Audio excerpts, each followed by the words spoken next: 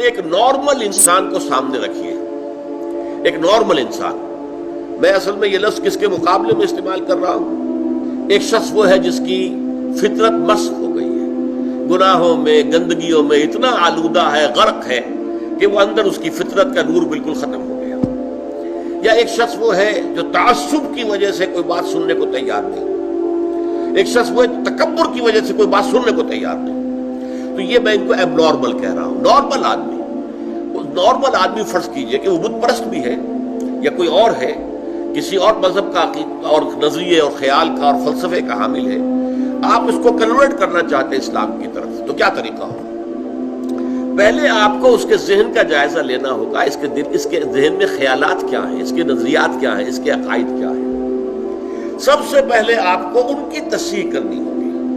غلط عقائد، غلط نظریات سے دماغ کو پاک کر کے صحیح جو خیال ہے اور صحیح جو نظریہ ہے اور صحیح جو حقیقت ہے، توحید، معاد اور رسالت کے اصولوں پر اس کے فکر کو تعمیر کرنا ہوگا. جب اس کے ذہن اور دل کے اندر ایمان بیٹھ جائے گا تو جو بری عادات، برے اطوار، برے اخلاق اس کے دل چمٹے ہوئے تھے، جیسے پتجھڑ میں پتے جھڑ جاتے ہیں، وہ خود بخود جھڑ جائیں گے. یہ تزکیہ ہو جائے گا، یزکیہم. اب جب یہاں تک وہ پہنچ گیا ہے تو اب وقت آیا تعلیم کتاب. کتاب میں عرض کر چکا ہوں کہ اس سے مراد ہے احکام، ڈوز اینڈ ڈونٹس. اب انہیں بتایا جائے گا بھائی اللہ نے نماز فرض کی ہے، نماز پڑھنی ہوگی. اب اللہ نے روزے جو ہے فرض کیے ہیں، رمضان مبارک کے آپ کو رکھنے ہوں گے. اگر آج چھوٹتے ہی اسے نماز کہیں گے، جیسا کہ ہمارے بہت سے لوگ کرتے ہیں اپنے بچوں سے، بھائی نماز پڑھا کرو. اب وہ یہ دیکھتے ہی نہیں کہ آپ نے جس تعلیم گاہ میں اسے بھیجا ہوا ہے وہاں تو اس کے دماغ میں کچھ اور ہی خناس پیدا ہو چکا ہے. اس کے ذہن میں ڈارونزم بیٹھا ہوا ہے. وہ سمجھتا ہی نہیں کہ انسان کیسے پیدا کیا گیا، تو ایک حیوان ہے، بس ذرا سا ارتقاء یافتہ حیوان ہے اور بس ختم. یہ کیا خلیفۃ اللہ اور یہ کیا مسجود ملائک، کس بلا کا نام ہے؟ اس کے دماغ میں وہ بات فٹ بیٹھتی نہیں. اس کے دماغ میں مارکسزم بیٹھا ہوا ہے، اس کے دماغ میں فرائڈزم بیٹھا ہوا ہے، اس کے دماغ میں لاجیکل پوزیٹیوزم بیٹھا ہوا ہے، یا کچھ اور ہے. یہ تو میں اپنے بچوں کی بات کر رہا ہوں نا، اس لیے کہ ان کے بت پرستی تو ان کے دماغ میں نہیں ہے الحمدللہ، لیکن یہ چیزوں تو ان کے دماغ میں ہے نا. تو پہلے آپ ان کے دماغ کی تطہیر کیجئے، ان کے فکر کی تصحیح کیجئے، ان کے خیالات صحیح بنیاد پر استوار ہو، تب کہیں کہ نماز پڑھو. ورنہ محض یہ نماز پڑھا کرو تو انہیں نماز نہیں پڑھی، ڈانٹ دیا آپ نے، اس سے کچھ حاصل نہیں.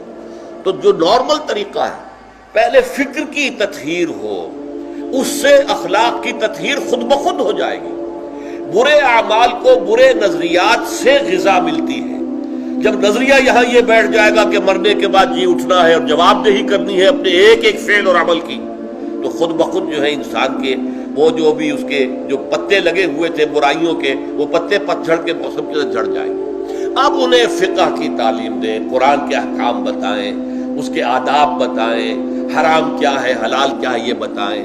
اور پھر سب سے اونچا درجہ جو ہوگا، اسے کہیے کہ متخصصین جو ہوتے ہیں، اسپیشلائزڈ، اور حکمت کی تعلیم. اور حکمت کیا ہے؟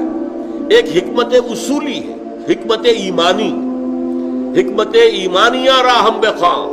یہ بڑا عمدہ شعر ہے مولانا روم کا، چند خانی حکمت یونانیہ. کب تک یونانیوں ہی کی حکمت اور فلسفہ پڑھتے رہو گے؟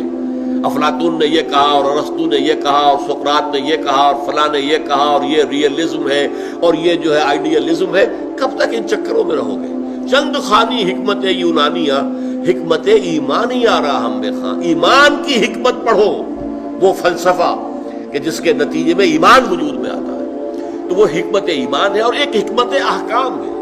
حکمت احکام کیا ہے؟ یہ چیز کیوں فرض کی گئی، اس کی آپ کو وجہ معلوم ہو جائے. یہ چیز کیوں حرام کی گئی، اس میں ہمارے لیے کیا فائدہ ہے.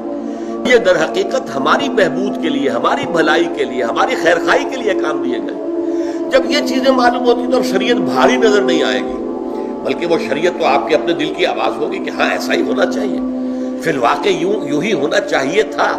دیکھنا تقریر کی لذت کی جو اس نے کہا، میں نے یہ جانا کہ گویا یہی میرے دل میں ہے. یہ ہے natural process of converting a person to Islam and ایمان. اس طریقے سے حضور صلی اللہ علیہ وسلم نے لوگوں کو تیار کیا. پہلے قرآن مجید ان کو پڑھ کر سناتے رہے، جن کے اندر فطرت جو ہے ابھی کچھ بھی بیدار تھی، تھوڑی سی نہیں، چاہے کمزور تھی، مزمحل تھی، اندر روح جو ہے وہ ابھی مری نہیں تھی، وہ کھنچ کر آ جائیں گے. جیسے کہ میگنیٹ جو ہے وہ لوہ چون کو، لوہے کی چیز کو کھینچ لیتا ہے. وہ کھنچ کر آ جائیں گے.